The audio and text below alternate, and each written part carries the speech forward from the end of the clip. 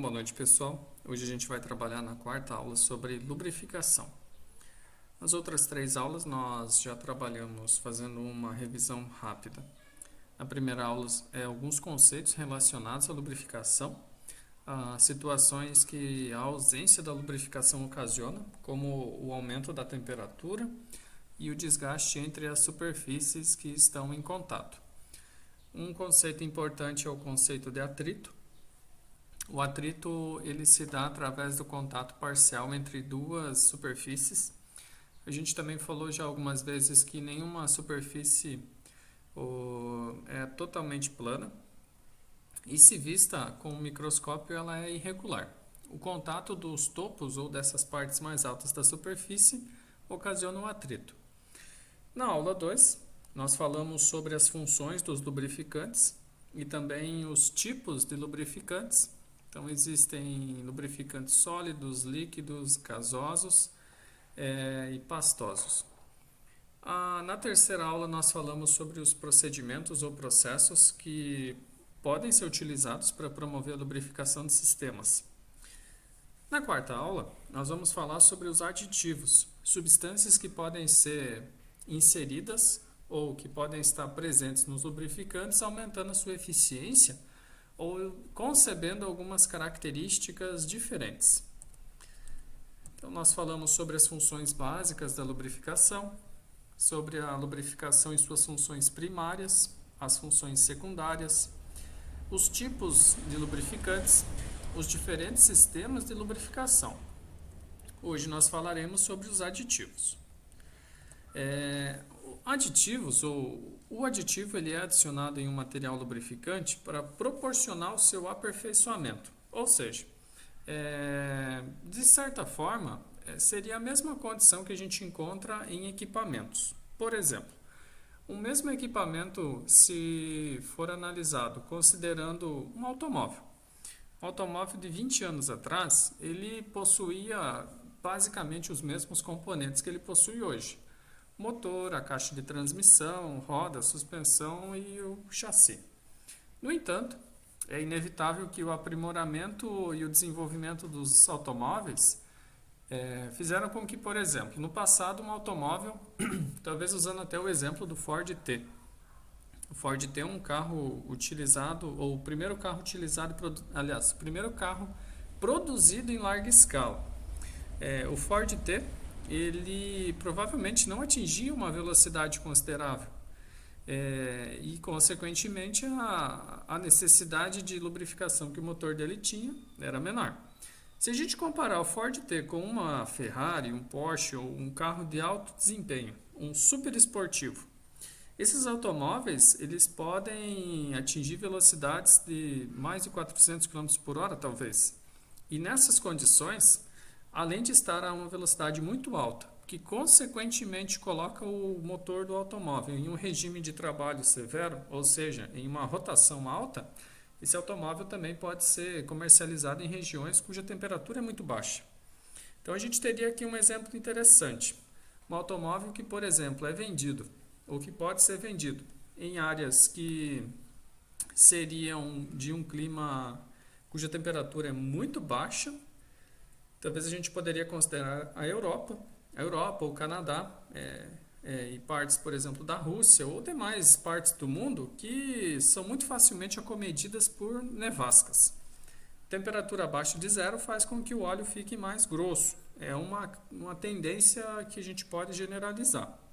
Esse mesmo automóvel pode ser também comercializado, por exemplo, para Dubai. Dubai é uma área do globo, uma região do globo cuja temperatura tende a ser muito alta. E imagino que seja muito difícil de ver uma nevasca em Dubai.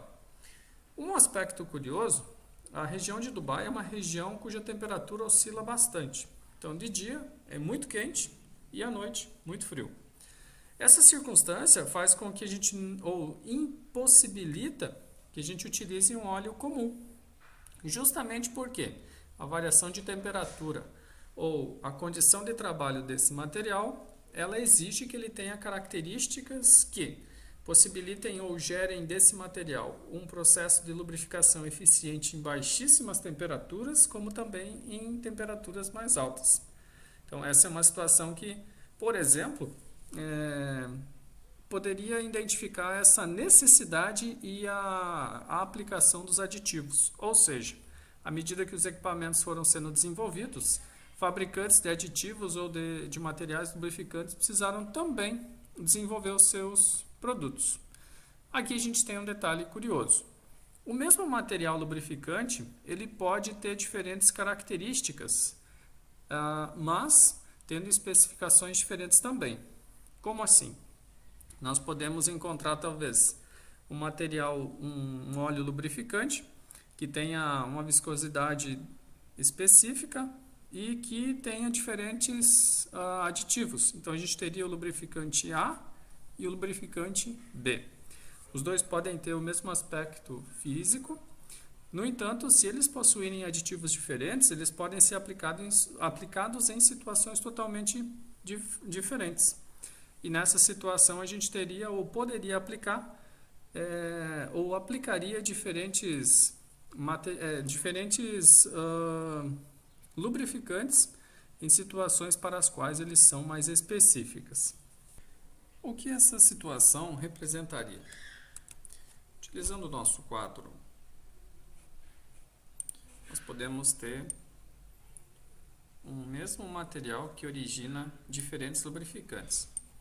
Esse aqui pode ser o nosso material base A, ou seja, é um material que é utilizado para produzir diferentes lubrificantes. A gente vai considerar que eles sejam lubrificantes líquidos. Do material A, a gente pode gerar o material B.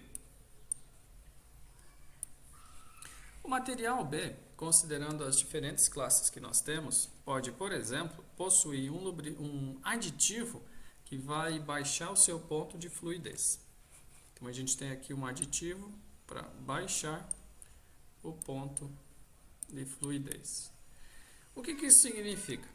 Que, teoricamente, o ponto de fluidez desse material ele vai ou pode ser atingido a uma temperatura mais baixa. Esse mesmo material A pode gerar o material C. Imaginando que o material C ele também possui um aditivo que baixa o seu ponto de fluidez.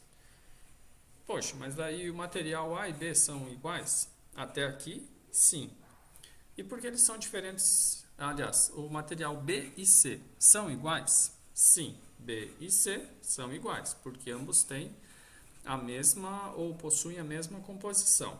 A diferença entre eles e o material A é que eles possuem esse aditivo, ou seja, uma parte desse líquido, que nesse caso é um lubrificante líquido, né, no nosso exemplo, é formado por esse aditivo. A gente poderia ainda considerar que o aditivo C que o material C, o nosso lubrificante, possua também um segundo aditivo, que é o antiferrugem. Nessa situação, então, a gente passa a ter três diferentes materiais lubrificantes. O material A é um material que não possui aditivos.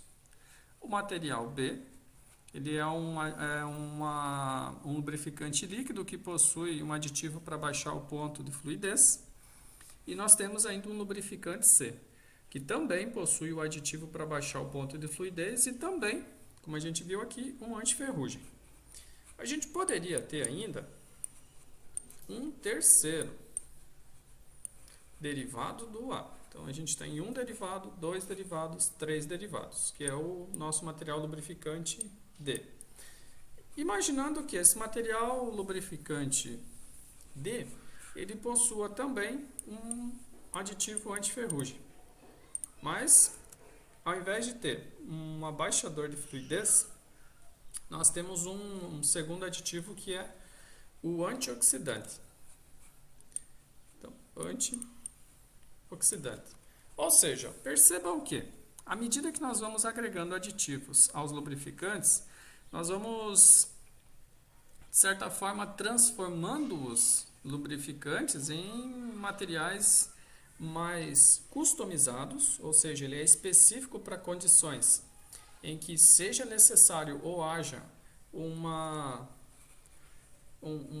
chance muito grande dos componentes enferrujarem. Então ele já possui esse antiferrugem aqui, justamente para aumentar essa capacidade preventiva.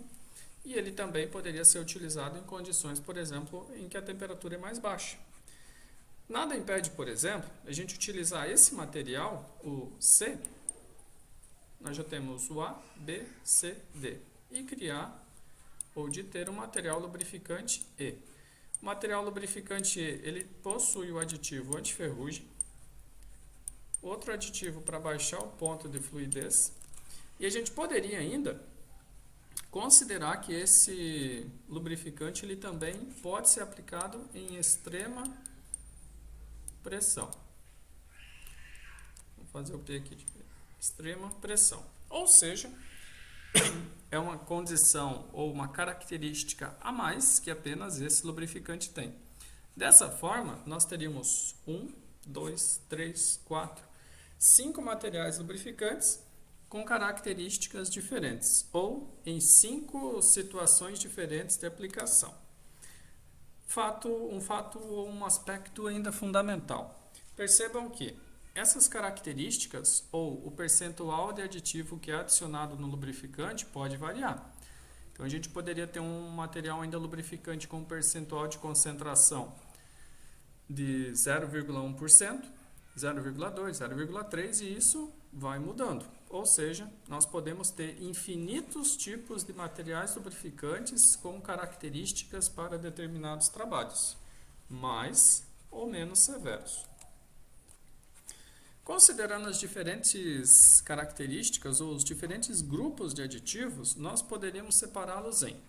Nós temos a família A, que é de detergente e dispersante, a família B, antioxidante, a família C, anticorrosivo, a família D, antiferrugem, a família E, extrema pressão, a família F, antidesgaste, a família G, abaixador do ponto de fluidez, e a família H, que é a de aumentador do índice de viscosidade. Essas são as principais famílias de aditivos que a gente pode encontrar no mercado de trabalho.